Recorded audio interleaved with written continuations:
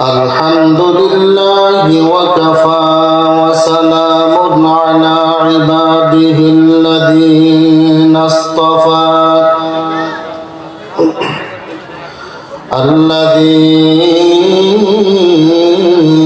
أرسله بالحق بشيرا ونذيرا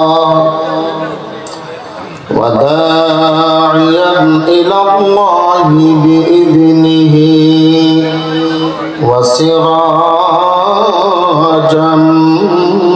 منيرا فقد قال الله تعالى في كلامه المجيد وفي الفرقانه الحميد সকলেই পড়ি أعوذ بالله من الشيطان الرجيم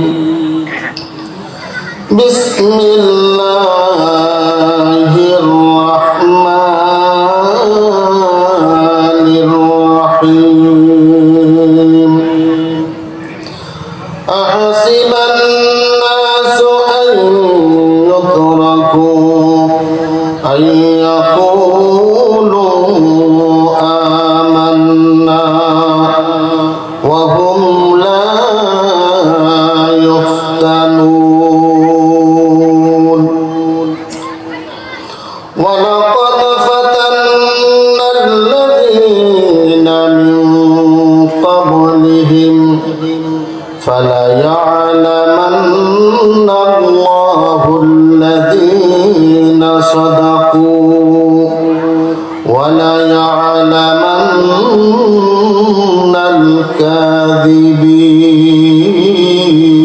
الكاذبين وقال تعالى إن الله وملائكته يصلون على النبي يا أيها الذين آمنوا صلوا عليه وسلموا تسليما اللهم صل على مولانا محمد وعلى آل سيدنا مولانا محمد এই দুনিয়া এমনি রবে মোরা একদিন রব না যেদিন সবাই আমাদের ভুলিয়া যাবে নবী আপনি মোদের ভুলিয়েন না বালাগাল উলা বিকামালিহি কাশাফাত দুজা বিজামালিহি হাসানাত জামিউ খুসাদিহি সাল্লু আলাইহি ওয়া আলিহি সকলেই পড়ি আলহামদুলিল্লাহ। সমস্ত প্রশংসা একমাত্র কার জন্য? আল্লাহর জন্য। যাত্রাপুর মধ্যপাড়া বাইতুল মামুর জামে মসজিদ ও মাদ্রাসা উদ্যোগে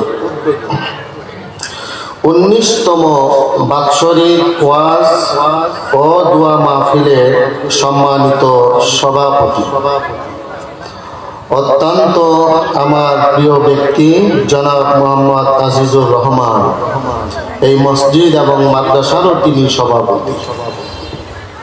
মঞ্চে উপবিষ্ট হযরত উলামা ইকরাম, আমার সামনে সমাবেত মুরব্বিয়ান, যুবক ভাইয়েরা, পর্দার অন্তরালের সম্মানিতা মা ও বোনেরা, আমি আপনাদের সকলকে অন্তরের অন্তঃস্থল থেকে আরেকবার সালাম জানাই। আসসালামু আলাইকুম ওয়া রাহমাতুল্লাহ। শুরুতেই মহান রব্বুল আলামিনের শুকরিয়া আদায় করি, যিনি আমাদেরকে কনকনা শীতের মধ্যে এই 2 দিন ব্যাপী ওয়াজ ও দোয়ার মাহফিলে সমাপনী দিনে আল্লাহর জান্নাতের বাগানে আল্লাহ আমাদেরকে দাওয়াত করে এনেছেন। শুধু তাই নয়, আল্লাহর রহমতের রশি দ্বারা আমাদেরকে বেঁধে রেখেছেন। সেজন্য মন প্রাণ উজাড় করে শুকরিয়া আদায় করি, আলহামদুলিল্লাহ। আমার বন্ধুগণ, অসংখ্য দুরূদ সালাম পেশ করি মানবতার মুক্তির দূত বিশ্বনবী মুহাম্মদুর রাসূলুল্লাহ সাল্লাল্লাহু আলাইহি ওয়াসাল্লামের উপরে। সকলেই পড়ি সাল্লাল্লাহু আলাইহি ওয়াসাল্লাম। মঞ্চে উপবিষ্ট আছেন বীর মুক্তিযোদ্ধা, আমার অত্যন্ত প্রিয়, আমার আত্মীয় জনাব বীর মুক্তিযোদ্ধা মুজাফফর হোসেন আছেন। এরপরে মঞ্চে উপবিষ্ট আছেন বিশেষ অতিথি মোহাম্মদ আরিফ হোসেন, এরপরে কাজী রকিব হোসেন আমাদের মঞ্চ উপস্থিত আছে। আর কেউ আছে না? আমাদের প্রিয় ভাই, আমাদের সাবেক মেম্বার, অত্যন্ত আমার প্রিয় ভাই জনাব হারুন ভাই উপস্থিত আছেন।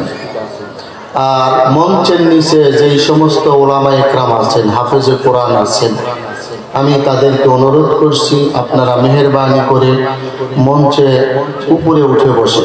আমাদের মৌলানা আব্দুল আহাদ সাহেব আছে, হান্নান গহরি সাহেব আছেন, এইয়া কাবের সাহেব আছেন, ওই যে আমাদের আরাক ইমাম সাহেব আছেন। আপনারা একটু মঞ্চে এসে বসলে ভালো হয়। আলেম ওলামারা মঞ্চে থাকলে মঞ্চটাও সুন্দর দেখা যায়, ঠিক কিনা?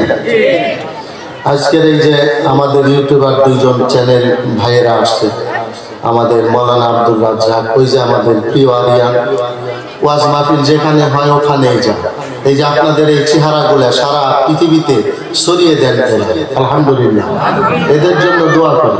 এই যেখানে যারা আসছেন প্রত্যেকের চেহারা একেবারে এই যে ইউটিউবে আপনাদের যাবে, এটা সারা ওয়ার্ল্ডে দেখবে, সারা ওয়ার্ল্ডে দেখবে।